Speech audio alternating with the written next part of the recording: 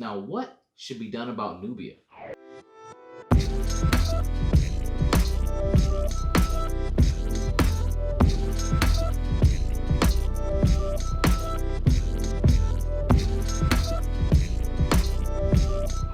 what's up, nerd fam? This is your boy Gashan, and I want to welcome you to Into the Nerd, where we love characters from wherever, comics, manga, movies, anywhere. And we especially love it when they're written well. And today, I want to talk to you about a character named Nubia. So, some people might know her. I mean, the DC Future State is calling her a brand new character, but she's not brand new. She's actually been around since like 1973, and actually Wonder Woman Volume 1, I think it was like issue like 203 or 204, something weird like that, right? Now, her original origin was literally that she was made from dark clay, because obviously, remember, Wonder Woman was made from clay, so they said one was light clay, one was from dark clay, and Mars stole the baby before Hippolyta could even realize it, and then brought her to a whole other island where she ruled over a whole island of men. Was like, look, you're not gonna rule over me, like I rule over life, I don't destroy life. And yeah, literally that was her original origin.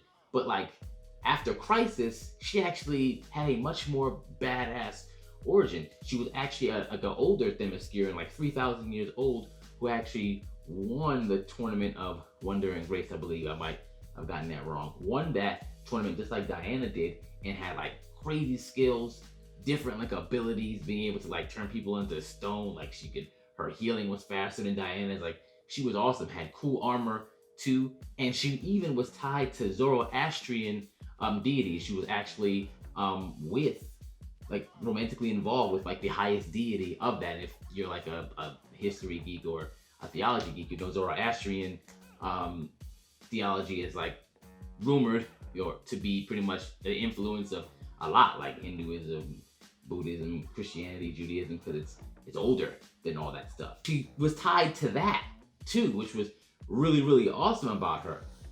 So what changed, right? So obviously I told you the first origin was kind of lazy, right? Let me tell you the first thing that kind of bugs me.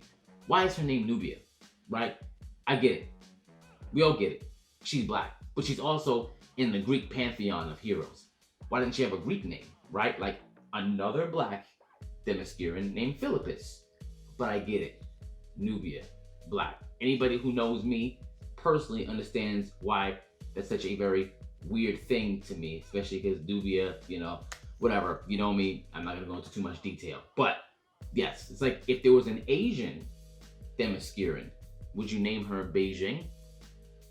Would that make sense? No, that's always my first problem. So let's change the name, right? Now, I really like the second origin. I do, because she gets to focus on being a badass. She's not tied down by any romantic lover, but she chooses to be with this one. And unfortunately, he does actually get killed by a demon of some sort. But either way, like she just focuses on being a badass. Like she's even a legend to other Themyscirans. Like it's really cool. But then in this new Nubia real one, like a tagline is like she has to like go into a world of like racial injustice and prejudice, and it's like really why does her character have to shoulder that?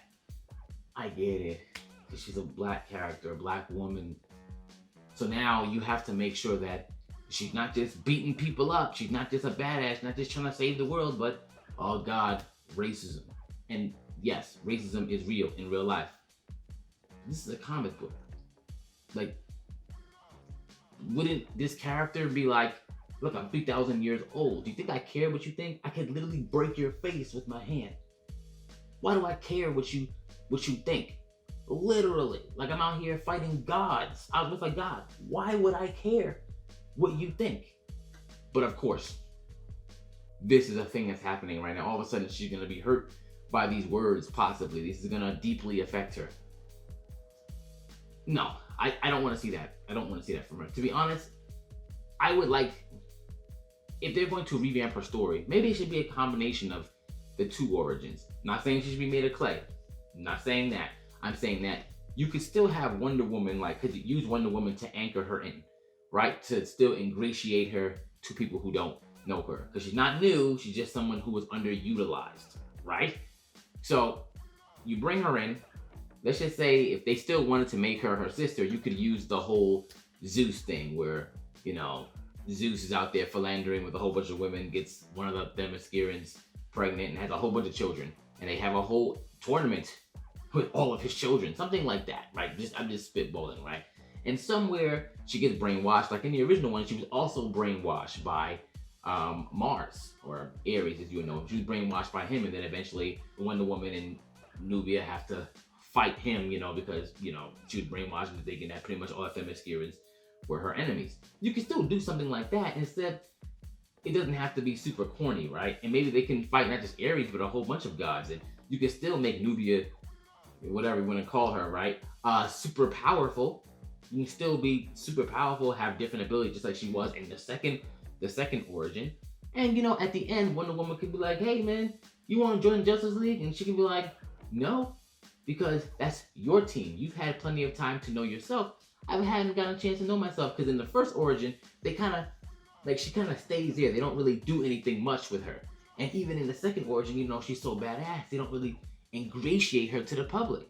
So now will be a good time to kind of anchor her in. Now, she doesn't have to go to Justice League, but you can make her either A, go straight to a solo after that big little event that she had with Wonder Woman, or you can have her appear in another well-known heroes comic, and then maybe she can start her own team. She can be the leader of something else. Why not, right? Why not be the leader of her own team or part of a team, whatever? But instead, it's like, how do we ingratiate her to the new audiences? Let's make her fight racism. Yeah? That's the first way. That's how you want to ingratiate. That's what you want to do. And literally have her have a different version of Wonder Woman's costume. Like, she has, there's like a golden costume she had with the lion on the chest. That thing is crazy. But then now it's literally a different version of Wonder Woman's costume. Come on, how lazy can we get? How lazy can we get? I want so much better for this character, because I think there's a really cool base for this character to be awesome. She doesn't have to be a Black Wonder Woman, and that's what they're doing. They're doing that. She could literally just be a really powerful Themysciran, who happens to be Black, but you know, obviously still in the Greek pantheon, and give her like her own run. Make her this legendary with that she was before. Tie her to different, you know, to different theologies if you want to. Make her complicated. And maybe give her her own team. Maybe after she's anchored from Wonder Woman and she does whatever she has to do, she can bring in other new characters to her solo series, which then leads to whatever team she wants to be in.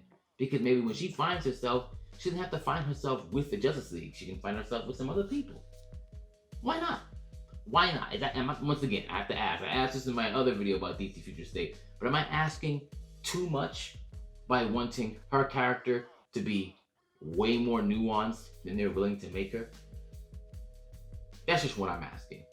But yeah, before I go though, I'd like to give a shout out to a group that I've been a part of, and I got a chance to really learn some stuff from like some older comic book guys. It's actually called Black Superheroes Forever. I mean, they talk about tons of other heroes too, but the main focus is on Black superheroes, and that's just because they want people to know that they exist. There are tons of them. They're not only in Marvel and DC, but in tons, Valiant, wherever. They have pretty nuanced conversations about them, and the admins are very knowledgeable. They have lives every now and then. These are real collectors. These are people who actually do, not only do they read the comics, but they own all these comics, and they're willing to really talk about the history and even get you on your journey to collecting and reading. But I like it.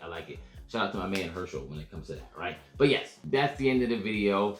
Don't forget to like the video, dislike it if you don't like it, but subscribe to the channel, turn on notifications, and love these characters. Make sure you expect more from these writers, and please don't forget to enter the nerd.